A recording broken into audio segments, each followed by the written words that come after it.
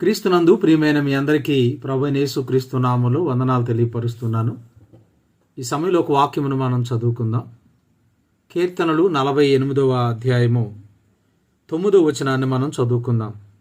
దేవా, మేము నీ ఆలయమునందు నీ కృపను ధ్యానించితిమి. ప్రార్థన చేసుకుందాం. ప్రభువా, మా అందరితో మాట్లాడమని యేసు నామములో అడిగి వేడుకొనుచున్నాం మా తండ్రి, ఆమేన్.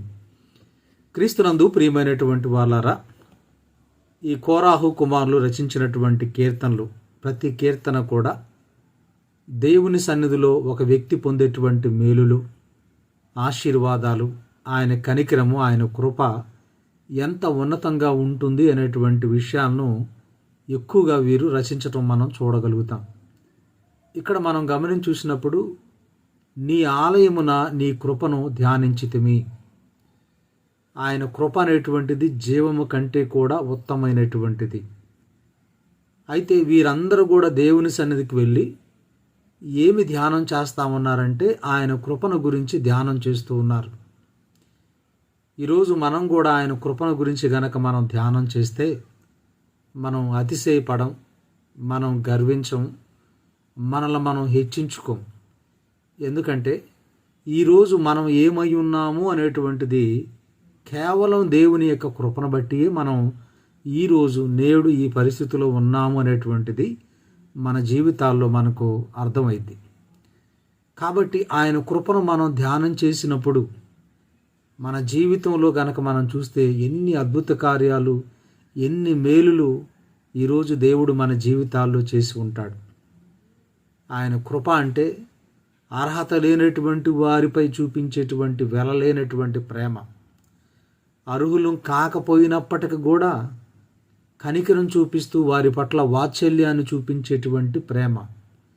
మనం అర్హులం కాకపోయినప్పటికీ కూడా ఆయన మన కొరకు చేసినటువంటి గొప్ప త్యాగాలు, ఇవన్నీ గనక మనం జ్ఞాపకం చేసుకుంటే మన జీవితాల్లో భక్తి, విశ్వాసము, దేవుని పట్ల విధేయత అనేటువంటిది అధికమవుతాయి. ఆయన కృపను మనం మరిచిపోతూ ఉన్నాము గనుకనే మనల్ని మనం హెచ్చించుకోవటం, నేను నా అనేటువంటి మాటలు రావటానికి కలిగిన కారణం. ఈరోజు మన జీవితాల్లో ఆయన కృప ఏమై ఉంది అనేది గనక మనం జ్ఞాపకం చేసుకుంటే, ఆయన కృపను బట్టి మనం ఉనికి కలిగి ఉన్నాము, జీవించి ఉన్నాము. ఆయన కృపను బట్టి మనం భోజనం చేసి మనం పండుకోగలుగుతున్నాం. ఆయన కృపను బట్టి ఈరోజు మనం సజీవులుగా ఉన్నాం. పౌలు గారు అంటాడు కదా, నేనేమై ఉన్నానో అది దేవుని కృప వల్లనే అంటాడు. కాబట్టి ఈరోజు మనం కూడా దేవుని యొక్క కృపను మనం క్లుప్తంగా మనం ధ్యానం చేద్దాం. మీరు కనుక గమనించి చూసినట్లయితే, యేసుక్రీస్తు ప్రభువారు ఆయన కృపా సత్య సంపూర్ణుడుగా ఆయన ఈ లోకానికి వచ్చాడు. కృప వెంబడి కృపను మనం పొందితిమి. ఈరోజు ఆయన మనల్ని రక్షించటానికి, మనకు బదులుగా సిలువలో ప్రాణం పెట్టడానికి, మన పాపములకు బదులుగా సిలువలో ప్రాయశ్చిత్తాన్ని, బలిని జరిగించి మనకు రక్షణ, పాపక్షమాపణ, విమోచన, నిత్య జీవం అనేటువంటిది కలగటానికి ఆయన కృపాసత్య సంపూర్ణుడుగా ఆయన ఈ లోకానికి వచ్చాడు. పరలోక భాగ్యమును విడిచిపెట్టి మన కొరకు ఆయన శరీరధారిగా ఆయన ఈ లోకానికి వచ్చాడు. ఇందులో దేవుని కృప ఎంత గొప్పదో మనం ఆలోచించాలి. మీరు మన ప్రభు అయినటువంటి యేసుక్రీస్తు యొక్క కృప మీరు ఎరుగుదురు కదా. ఆయన ధనవంతుడై ఉండి మనము ధనవంతులము కావాలని మన కొరకు ఆయన దారిద్రుడాయను అని రాయబడింది. అంటే యేసుక్రీస్తు యొక్క కృప మన పట్ల ఏంటంటే, ఆయన ధనవంతుడు, బుద్ధి జ్ఞానములు సర్వసంపదలు ఆయన యందే గుప్తమై ఉన్నవి. కానీ మన కొరకు ఆయన రిక్తుడాయను. శిలువ మరణమునందునంతగా ఆయన విధేయత చూపించి తగ్గించుకునను. మనం ధనవంతులం కావాలని ఆయన మన కొరకు దారిద్రుడాయను. తన ప్రజలను పరిశుద్ధపరచుటకై ఆయన గవుని వెలుపుట శ్రమ పొందెను. అబ్రహాము పొందిన ఆశీర్వచనము మనమును పొందులాగున ఆయన మన కొరకు శాపగ్రాహి ఆయను. మీరు విశ్వాసం వలన, కృప వలనే మీరు రక్షించబడ్డారు.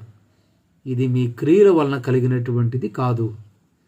మీరు గమనించండి, ఇందులో ఎక్కడన్నా కానీ దేవుని కృపే ఎక్కువగా మనకు కనబడుతుంది కనుక వేరేదేది కూడా కనబడట్లేదు. ఈరోజు క్రీస్తునందు ప్రియమైనటువంటి వాళ్ళారా, ఆయన కృపను దేవుని సన్నిధిలో మనం వచ్చి ఆయన సన్నిధిలో మనం ధ్యానం చేసినప్పుడు ఎక్కడ ఉన్నటువంటి వాళ్ళని దేవుడు ఎక్కడికి తీసుకొచ్చాడు. మన గత జీవితాల్లో మన పరిస్థితుల్లో మనం ఉన్నటువంటి పరిస్థితులు ఎలాంటి స్థితిలో నుంచి ఎలాంటి స్థితిలోకి దేవుడు మనల్ని తీసుకొచ్చాడు. మన జీవితాల్లో చేసినటువంటి ఉపకారాలు మేలులు అనేకమైనటువంటివి. మన బాల్య దినం మొదలుకొని నేటి వరకు అనేకమైనటువంటి విషయాల్లో, చదువుల్లో, ఆరోగ్యాల్లో, కుటుంబ విషయాల్లో, పోషణ విషయాల్లో, బిడ్డల యొక్క ఉద్యోగాల విషయంలో కావచ్చు, మన చేతి పనుల విషయంలో కావచ్చు, అనేకమైనటువంటి విషయాల్లో ఈరోజు మనం ఏమై ఉన్నామో అది కేవలము దేవుని యొక్క కృపే. యాకోబు బేతేలుకు బయలుదేరదమని తన కుటుంబ సభ్యులందరితో కూడా పిలిచి ఒక మాట అంటాడు. ఏంటంటే, శ్రమదినమందు నాకు తోడుగా ఉన్నటువంటి దేవుని దగ్గరికి మనం వెళుతూ ఉన్నాము. తన పిల్లలందరికీ చెబుతాడు ఈ మాట. అంటే అర్థమైంది, నేను కష్టాల్లో ఉన్నప్పుడు, ఇబ్బందుల్లో ఉన్నప్పుడు ఆ దేవుడు నాకు తోడుగా ఉండి నన్ను బలపరిచి ధైర్యపరిచి నాకు తోడుగా ఉంటానని వాగ్దానం చేసినటువంటి దేవుడుగా ఉన్నాడు. నేను చేతి కర్రతో నేను బయలుదేరినటువంటి వ్యక్తిని ఈరోజు 2 గుంపులంత ఆస్తి నాకైనది. ఆయన చేసినటువంటి ఉపకారములకు మేలులకు నేను ఎంత మాత్రం కూడా నేను పాత్రుడిని కాను. వాస్తవానికి నా క్రియలను బట్టో నా నడవడికను బట్టో ఆయన దగ్గర మేలు పొందటానికి నేను అర్హుడిని కాను. అయినప్పటికీ ఈరోజు ఆయన కృపను బట్టి నేను ఈ పరిస్థితిలో ఉన్నానంటాడు. బిడ్డలను దీవించేటప్పుడు కూడా యాకోబు, నేను పుట్టినది మొదలుకొని ఏ దేవుడు నన్ను పోషిస్తూ వచ్చాడో, ఏ దేవుడు నాకు వస్త్రములు ధరింప చేస్తూ వచ్చాడో, ఏ దేవుడు నన్ను సమస్తమైనటువంటి కీడుల్లో నుండి నన్ను తప్పించాడో ఆ దేవుని పేరట నేను మిమ్మల్ని దీవిస్తున్నానంటాడు. అంటే యాకోబు ఎప్పుడు కూడా తన జీవితాల్లో ఏమి జ్ఞాపకం చేసుకుంటా ఉన్నాడంటే ఆయన కృపను జ్ఞాపకం చేసుకుంటూ ఆయన కృపను ధ్యానం చేస్తూ ఉన్నాడు. ఈరోజు నేనున్నటువంటి ఈ స్థితికి, ఈ పరిస్థితికి, ఈ ఎదుగుదలకు, ఈ అనుభవిస్తూ ఉన్నటువంటి ఈ క్షేమానికి, పొందుచున్నటువంటి మేలులన్నిటికీ కారణము కేవలము దేవుని యొక్క కృపే. ఈరోజు క్రీస్తునందు ప్రియమైనటువంటి వాళ్ళరా, వాక్యం వింటా ఉన్నటువంటి సహోదరి సహోదరులారా, ఈరోజు మన జీవితాల్లో దేవుడు చేసిన మేలులను ఒకసారి గనక మనం వెనక తిరిగి చూస్తే ఎన్నోసార్లు మనం జారిపోయేటువంటి పరిస్థితులు, కృంగిపోయినటువంటి పరిస్థితులు, లేవలేనటువంటి పరిస్థితులు, ఇంకా మనం లేచి సజీవులుగా ఉంటామా అన్నటువంటి పరిస్థితులు ఎన్నో ఉన్నాయి. కరోనా కాలంలో మనం అనుభవించినటువంటి పరిస్థితులు అంతా ఇంత కాదు. మనకన్నా గొప్పవాళ్ళు, బలవంతులు, ధనవంతులు, తెలివి కలిగినటువంటి వాళ్ళు, అనేకమైనటువంటి అవకాశాలు ఉన్నటువంటి వాళ్ళు, కోట్లు ఉన్నటువంటి వాళ్ళు కూడా మరి ఈరోజు సజీవులుగా లేనటువంటి పరిస్థితి. వాళ్ళు దేవుని పిలుపునందుకుని దేవుని వద్దకు వెళ్ళారు, కానీ ఇంకా దేవుడు మనల్ని సజీవులుగా ఉంచాడు. అది కేవలం దేవుని యొక్క కృపే. మనల్ని బట్టి కాదు, మన క్రియలు బట్టి కాదు, మన నీతిని బట్టి కాదు. కాబట్టి ఆయన కృపను మనం ధ్యానం చేయాలి. కోరాహు కుమారులు దేవుని పర్వతమందు దేవుని సన్నిధిలో చేరి ఆయన కృపను ధ్యానం చేస్తూ ఉన్నటువంటి వాళ్ళుగా మనకు కనబడుతున్నారు. ఈరోజు మన జీవితాల్లో కూడా మనం మోకరించి మనం గనక ఆయన కృపను ధ్యానం చేయటం ప్రారంభిస్తే ఎన్ని రోజులు చేసినా కూడా మన ప్రార్థనకు ముగింపు రాదు. ఎంత కృతజ్ఞతలు చెల్లించినా కూడా ఆ కృతజ్ఞతలకు అంతం అనేటువంటిది ఉండదు. ఎందుకంటే మన జీవితాలు అన్ని మేలు చేశాడు. నా ప్రాణమా యెహోవాను సన్నుతించుము, ఆయన చేసిన ఉపకారముల్లో దేనిని మరువకుము. దేనిని మరువకంటే మన జీవితాల్లో ఎన్ని మేలులు చేశాడో అన్ని మేలులను బట్టి మనం ప్రతి దానికి దేవునికి కృతజ్ఞతాస్తుతులు చెల్లించాలి.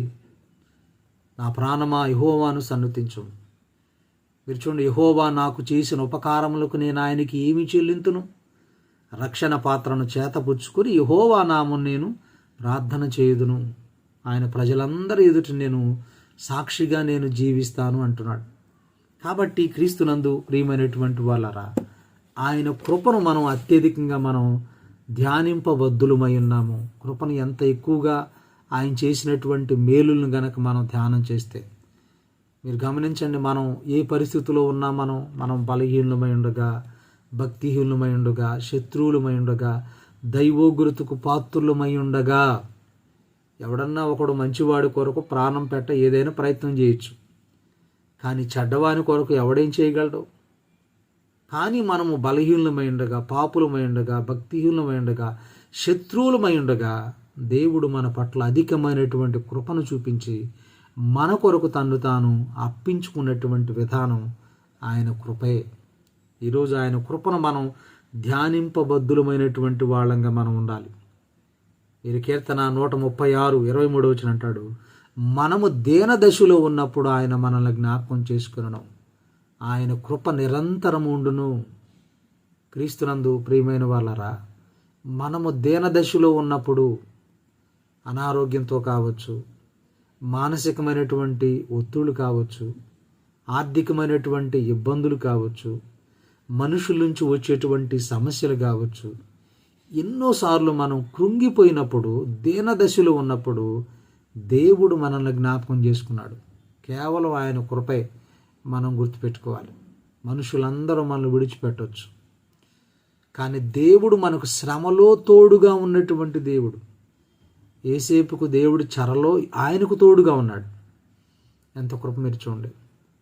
దేవా, నీ కృపను బట్టి నీవు నీ ప్రజల్ని విమోచించితివి. ఐగుప్తులో ఉన్నటువంటి ప్రజల్ని వారు విడిపించబడ్డారంటే కేవలం కృపే. కృప అంటే వాళ్ళు అర్హులు కాకపోయినప్పటికీ దేవుడు చూపించే ప్రేమ, వాత్సల్యత, త్యాగాన్ని ఆయన కృప అంటారు. ఈరోజు మానవ జీవితంలో ప్రతి ఒక్క వ్యక్తి, ఈరోజు ఎవడు కూడా నీతిమంతుడు లేడు. అందరూ పాపం చేసి దేవుడు అనుగ్రహించి మహిమను పొందలేకపోతున్నారు. ఈరోజు ఒక వ్యక్తి, ఒక దైవజనుడు కావచ్చు, విశ్వాసి కావచ్చు, ఎంతో గొప్పగా హెచ్చించబడినటువంటి వ్యక్తి కావచ్చు, తన క్రియలను బట్టి మాత్రం అయితే కాదు, కేవలం ఆయన కృప, ఆయన పట్ల విశ్వాసము, భక్తిగా నడవటాన్ని బట్టి, ఆయన చూపించినటువంటి కృపను బట్టి ఈరోజు ఈ స్థితికి మనం కారణమై ఉన్నామనేది మనం జ్ఞాపకం చేసుకోవాలనేది మనం గుర్తుపెట్టుకోవాలి. మీరు గమనించి చూసినప్పుడు కీర్తన 18:6 శ్రమ దినమందు నేను మొరపెట్టి తిని, దేవునికి ప్రార్థన చేసి తిని, ఆయన తన ఆలయములో నా మొర వినెను. ఎన్ని శ్రమల్లో దేవుడు మనం ఆయనకు ప్రార్థన చేస్తే ఆయన మన ప్రార్థనకు జవాబిచ్చాడు. శ్రమ దినమందు నేను ప్రార్థన చేసి తిని, మేఘములు వంచి ఆయన నా దగ్గరికి వచ్చెను, శత్రువుల మీద నాకు విజయం ఇచ్చెను. 18వ కీర్తన 20 సమూయేలు 22వ మొదటి సమూయేలు గ్రంథం. కాబట్టి చూడండి, శ్రమలో నేను మొరపెట్టగా ఆయన తన ఆలయములో నా మొర విని నాకు సహాయము చేశాను. ఎన్ని శ్రమల్లో దేవుడు మనకు మేలు చేశాడో మీరు గుర్తుపెట్టుకోండి. ఈరోజు ఆయన కృప, ఆయన కృపా సత్య సంపూర్ణుడిగా ఆయన ఈ లోకానికి వచ్చాడు. ఆయన కృపను బట్టి మన కొరకు ఆయన ధనవంతుడై ఉండి దారిద్రుడయ్యాడు.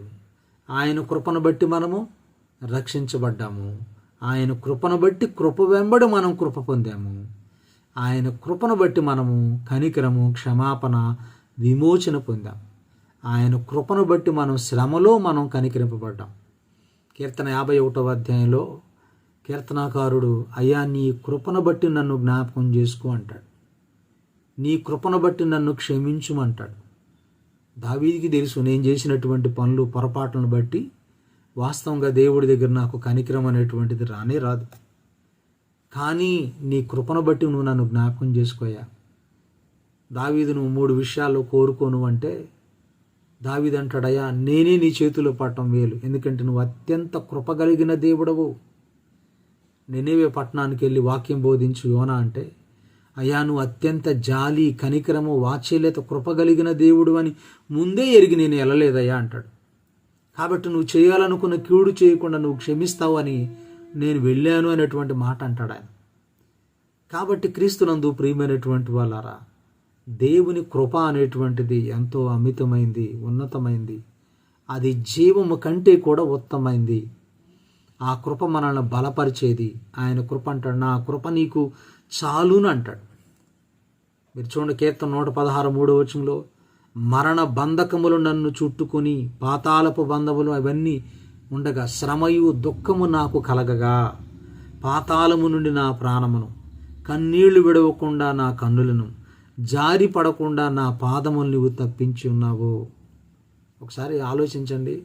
హృదయానికి చాలా మరణము నుండి నా ప్రాణమును, కన్నీళ్లు విడవకుండా నా కన్నులను, జారి పడకుండా నా పాదములను, ఎన్నోసార్లు మరణానికి చేరువుగా వెళ్ళినటువంటి వాళ్ళం, దగ్గరగా వెళ్ళినటువంటి వాళ్ళం. మనం చేస్తున్నటువంటి ఈరోజు ఈ ప్రయాణాలు ఎన్నోసార్లు మనం క్షణకాలంలో దేవుడు మనల్ని విడిచిపెడితే మనం ఎప్పుడో ఈ భూమి మీద నుంచి మనం వెళ్ళిపోవలసిన పరిస్థితి. ఎన్నోసార్లు దేవుడు మనల్ని జ్ఞాపకం చేసుకున్నాడు, తప్పించాడు కనుకనే ఈరోజు మనం సజీవులుగా ఉన్నాము. జారి పడకుండా ఆయన మన పాదములను దేవుడు తప్పించి ఉన్నాడు. అందుబట్టి ఈరోజు మనం ఈ పరిస్థితిలో ఉన్నాం.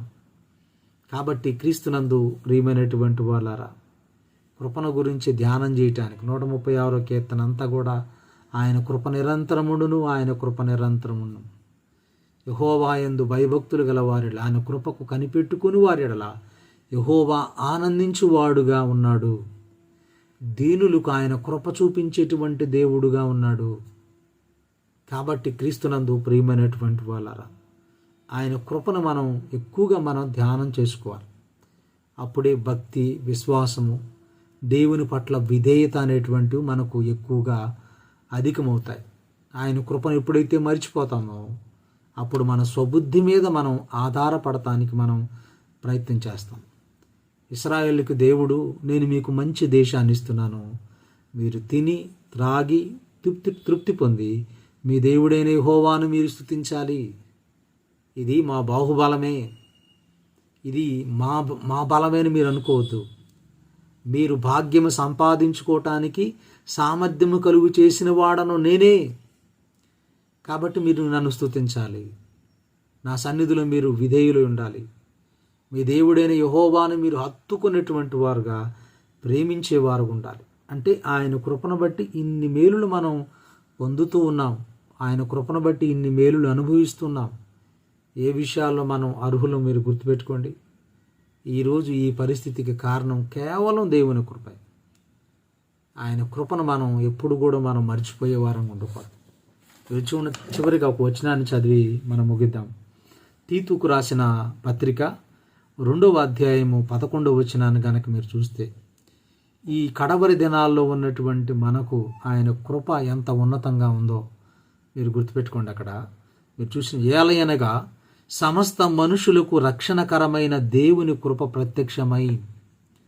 ఇక్కడ 3 బోధలు మనకు కనబడతాయి. ఏంటంటే ఆయన కృపను గురించినటువంటి బోధ, యేసుక్రీస్తును గురించిన బోధ, పరిశుద్ధాత్మ దేవుడు ఏం బోధిస్తూ ఉన్నాడు అనేటువంటి విషయాలు మనకు కనబడతాయి. మీరు గమనించి చూసినప్పుడు ఆయన కృప ప్రత్యక్షమై, ఎలా ప్రత్యక్షమయ్యాడు? వాక్యమై ఉన్నటువంటి ప్రభు, వెలుగై ఉన్నటువంటి ప్రభు, కృపాసత్య సంపూర్ణుడుగా ఆయన మన మధ్య వసించాడు, మన మధ్య నివసించాడు. మీరు చూడండి, మనము భక్తిహీనతను, ఇహలోక సంబంధమైన దురాశలను విసర్జించి శుభప్రదమైనటువంటి నిరీక్షణ నిమిత్తము, ఈరోజు మన నిరీక్షణకు కారణం కూడా దేవుని కృపే. శుభప్రదమైనటువంటి నిరీక్షణ నిమిత్తము అనగా మహాదేవుడును మన రక్షకుడైన యేసుక్రీస్తు మహిమ యొక్క ప్రత్యక్షత కొరకు ఎదురు చూచుచు ఈ లోకములో స్వస్థ బుద్ధితోనూ నీతితోనూ భక్తితోనూ బ్రతుకుచుండవల్లని మనకు బోధించున్నది. ఆయన కృప మనకి ఏం బోధిస్తూ ఉందంటే, మనము నీతితోనూ భక్తితోనూ స్వస్థ బుద్ధితోనూ పరిశుద్ధతోనూ బ్రతకవల్లని మనకు బోధించున్నది. ఆయన సమస్తమైన దుర్నీతి నుండి మనల్ని విమోచించి సత్క్రియల యందు ఆసక్తి గల ప్రజలను తన కోసము పవిత్రపరుచుకొని తన సొత్తుగా చేసుకొనుటకు తన్ను తానే మన కొరకు అర్పించుకొనెను. దేవుని కృప మీరు చూడండి ఎంత గొప్పగా ఉందో. కాబట్టి క్రీస్తునందు ప్రియమైనటువంటి వాళ్ళారా, ఈరోజు మనం ఆయన కృపను మనం జ్ఞాపకం చేసుకోవాలి. రాజైనటువంటి దావీదుకు నాతాను, ప్రవక్త అయినటువంటి నాతాను వెళ్ళి నీ సింహాసనాన్ని దేవుడు స్థిరపరుస్తున్నానని వాగ్దానం ఇచ్చాడు అనగానే దావీదు దేవుని సన్నిధిలోకి వెళ్ళి కూర్చొని, ప్రభువా, ఇంతగా నీవు నన్ను హెచ్చించుటకు నేను నా కుటుంబము ఏ పాటిది? నేను మానవుల పద్ధతిని బట్టి నేను భక్తిగా ఉన్నాను, కానీ నీవు అత్యధికంగా నన్ను ఆస్వాదించావు. దేవుడు గుప్పిలు విప్పి ధారాళంగా ఇచ్చే దేవుడు. మనం అడుగు వాటికంటే ఊహించు వాటికంటే అత్యధికంగా అనుగ్రహించగలిగిన దేవుడు. కాబట్టి క్రీస్తునందు ప్రియమైనటువంటి వాళ్ళారా, ఈరోజు కోరాహు కుమారులు దేవుని సన్నిధిలోకి వెళ్ళి ఆయన కృపను ధ్యానం చేస్తూ ఉన్నారు. మేము ఆయన సన్నిధిలో ఆయన కృపను ధ్యానించితిమి. ఈరోజు మనం కూడా మోకరించి ఆయన కృపను గనక మనం ధ్యానం చేస్తే, ధ్యానం చేయగలిగితే ఎన్ని విషయాలు గుర్తుకొస్తాయో, ఎంత కృతజ్ఞత కలిగి ఉంటాము, ఎంత విధేయత కలిగి ఉంటాము, ఎంత భక్తి కలిగి ఉంటాము, ఎంతగా మనం ఆయన్ని ప్రేమించగలుగుతామో ఒకసారి ఆలోచించండి. ఆయన కృపను మనం మర్చిపోతా ఉన్నాం కనుకనే ఆయన సన్నిధి పట్ల మనకు అశ్రద్ధ. ఆయన కృపను మనం మర్చిపోతున్నాం కనుకే ఆయన పట్ల మనం నిర్లక్ష్యం, అవిధేయత కారణం. ఆయన కృపను జ్ఞాపకం చేసుకున్నప్పుడు ఈరోజు ఆయన పట్ల మనం చాలా ఇష్టపడతాం, విధేయులుగా ఉండగలుగుతాం, ఆయన ఎక్కువగా ప్రేమించి ఆయన మార్గంలో మనం నడవగలుగుతాం. ఆయన చేసిన ఉపకారములు ఎన్నో, కాబట్టి వాటన్నిటినీ జ్ఞాపకం చేసుకుంటూ దేవుని పట్ల అధికంగా కృతజ్ఞత కలిగి ఉండటానికి మనం ఇష్టపడతాం. అలా ఉండటానికి దేవుని కృప మనందరికి అనుగ్రహించును కాక. ఆమె చిన్న ప్రార్థన చేసుకుందాం. పరిశుద్ధుడా, ఈ మాటలు మా అందరి హృదయములో ఫలింపచేయమని మా ప్రభు అయిన యేసు నామములో అడిగి వేడుకొనుచున్నాం మా తండ్రి. ఆమేన్. ప్రభు మిమ్మల్ని దీవించును కాక. ఆమేన్. అందరికీ వందనాలు.